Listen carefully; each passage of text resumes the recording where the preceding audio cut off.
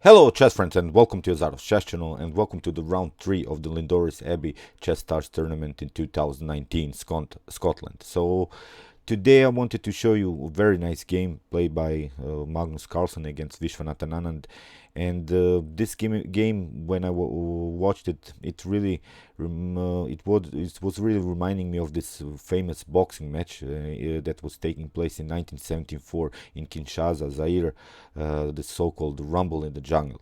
In the Rumble in the Jungle, you see, I've prepared some pictures. It was really one of the best sport events, and I really love all sports. I'm also a boxing fan. It was like it was between George Foreman and Muhammad Ali. Muhammad Ali, the legend of this box sport. So George Foreman was really punching all the time. Muhammad Ali, he throws some jets, he throws some punches, and Muhammad Ali was really in the ropes. And in the eighth round, Muhammad Ali managed to knock down here George Foreman, and it was really one of the best historical moments in sports. So this game was also similar. This chess game between Magnus Carlsen and Viswanathan Anand. Viswanathan Anand really deserves all of our respect, like George Foreman also. But here also Viswanathan Anand sort of had Magnus Carlsen in the ropes, I think, and but if you just put your guard down, you get punched by Magnus Carlsen.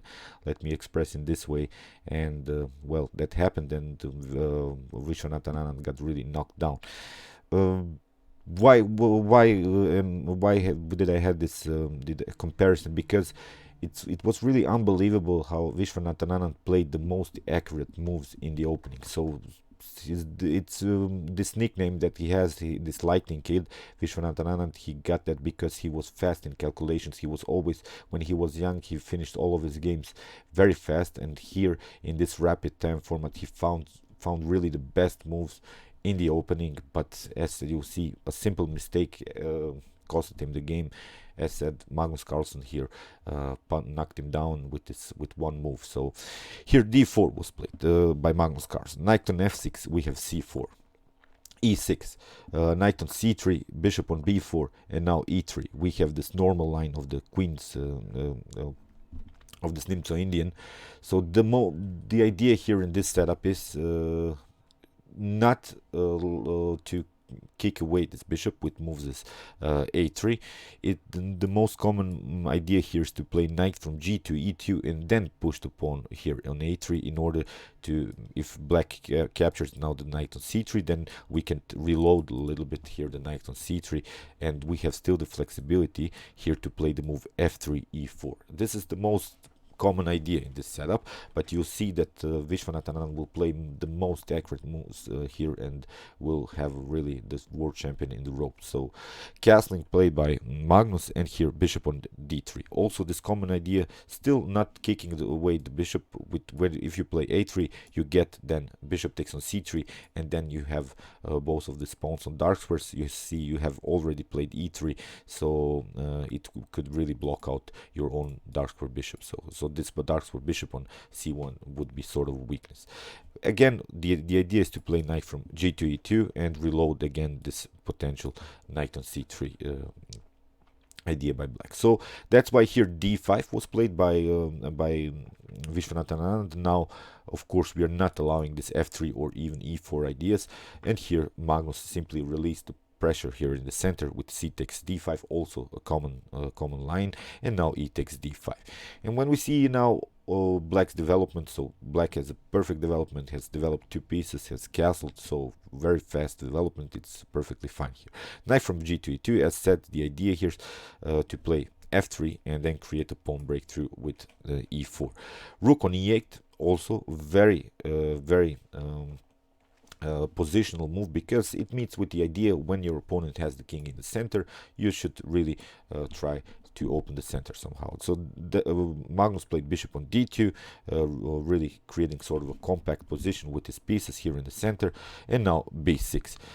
Castling now by Magnus and bishop on d6. This is now this moment that I really loved here in Anand's game, because it's unbelievable why for instance, play this move bishop on d6? Why don't you stay like that? Because you see now this bishop, and it's the best move, it's also the best move that is suggested by the computers, is the move bishop on d6. And we have always, maybe in some occasions, to create maybe this Greek gift tactics with bishop on h2, knight on h4, because you see the knight is now on e2, it's not on f3, it's not on this most natural square which is defending here this h2 pawn. So the idea to play maybe f3 then e4 would really a little bit weaken here on the king side, here this h2 pawn. So there are this, as said, this Greek gift tactics, bishop on h2, then followed with knight on g4, and then queen on h4. So this has always to be these moves have always to be considered, because they're really dangerous. So now Magnus plays rook on c1. You cannot play immediately this Greek gift, because you can play knight on g3, which is the most common defense against this Greek gift, and then you can play maybe f3 in the next move, or if queen on d6, you can play even f4 here. So as said, it's not something that you can play already, but as a potential tactic, it's of course very fine. So c5 played by Anand, also the best move that you can play in this particular position, because again you're battling against this potential f3 e4 idea. So you're already challenging white center here on d4, perfectly fine. Knight on b5, and here you see how important it was to play the move rook on e8, because now you have a very nice square for your bishop. Very nice positional play here by Anand. As said, I'm really sorry for him that he lost this game. He played this perfect game. So he has already now a better evaluation here in the position. He has already taken control in the game, because you see Magnus has the problems here with the dark square bishop. So the knight, okay, it created an outpost, but it can always be kicked away. And here Anand will play after f3, knight on c6, of course a simple developing move. We have king on h1, also a positional move, getting out of the star squares here. So we have now built sort of a fortress on light squares, again with the preparation maybe to play the move e4, and now bishop on b7. You see Anand simply continues to play some natural moves. a3 was played, and now g6, also very strong move. It doesn't allow here some potential bishop on f5 moves, and then maybe a sort of a reposition here for the bishop, because this bishop would be then very active on this diagonal. g6, also one of the best moves that is suggested by the computer. So I really love this game by Anand. As said, I'm repeating myself, I'm sorry, but you'll see what's all about in the continuation. So bishop on b1, again you see Magnus doesn't have also good squares. This bishop will try, of course, to a2 create some dangerous stuff here on this diagonal. Again, a good reposition. And here rook on c8 was played, also a very constructive move here by Anand, playing simply again with the activity. And now bishop on a2. Still, you see the world champion is here in the ropes. He cannot make progress here with the move e4, which is the main idea in this setup. a6 was played, and here maybe a slightly inaccuracy by Anand now so far, because here maybe you can simply go queen on d7, connect the rooks, really finish your development.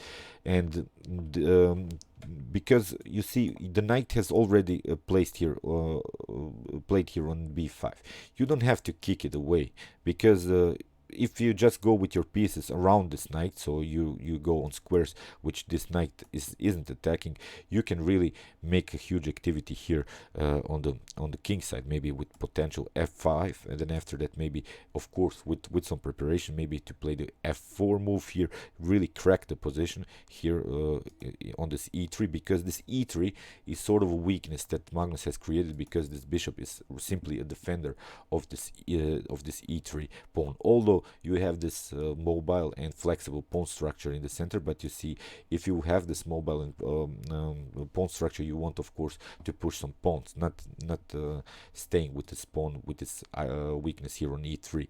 So That's why queen on d7 I think I like a little bit more. You see here a6, okay, it's not a problem. Knight on c3 is played, but you simply bring the knight back here, and the knight is also an attacker of this d5. So it was really sort of a provocative knight on b5, and here a6. I don't think that you have to play it. Leave the knight like there, and it's perfectly fine. So bishop on g7, also good move, getting this bishop on this diagonal, also aiming for this weakness on d4. Now d takes c5 was played, and now b takes c5, and here Anand has a really great position.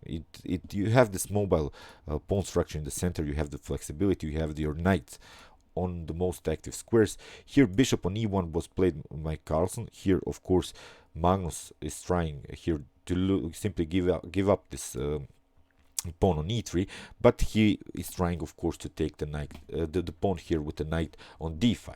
And here the best move is simply, and here I think it would be a huge positional advantage for Anand to play the move c4. If you play the move c4 here, I think white is a little bit paralyzed here, because this bishop is blocked out by these two pawns. Okay, you have to stay focused and defend your d5, but here you see this bishop is blocked out. You don't have good squares. If you try something like knight on f4 in order to attack this knight now 3 times, well, then you can simply play knight on a7 and staying with this positional advantage, because you have also made some progress here on the c4, and this bishop is really blocked out. If you try something like maybe bishop on f2, well, then a good thing is that you can play the move knight on e5.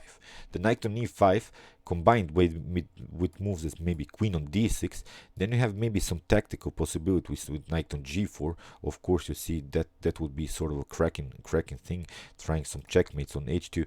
Of course, the bishop is there, but from a tactical point of view, I think it's perfectly fine maybe to play queen on d6 after that, still staying on this d5. Okay, Magnus can play maybe knight on d4, fixing the knight, but again, then you cannot make any more pressure on the d5. So this activity of these two knights in this position, I think, would be a good one. So, and here now, well, like Foreman probably was a little bit tired.